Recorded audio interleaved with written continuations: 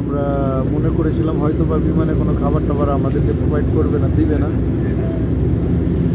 কিন্তু আসলে খুলে দেখবো এটার ভিতরে কী আছে। একটি কেক এবং একটি ফ্রেশ পানির বোতল কিন্তু আছে। যাক, ভালো, বেস্ট।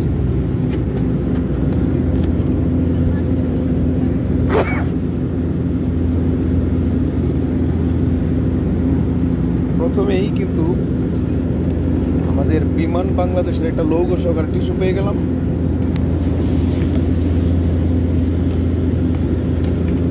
এরপর একটি ছোট্ট ফ্রেশ পানির বোতল রয়েছে, ওইটা দেখলাম ফ্রেশ, এটা ফ্রেশ বিমানের জন্য নির্দিষ্ট করে বানানো। এরপরে রয়েছে একটা কেক, একটা হট টমেটো সস, আরেকটা জিনিস কিন্তু রয়েছে এখানে। যাই হোক, এটা আমি খাবো না, এটা বাসায় নিয়ে যাবো নাকি।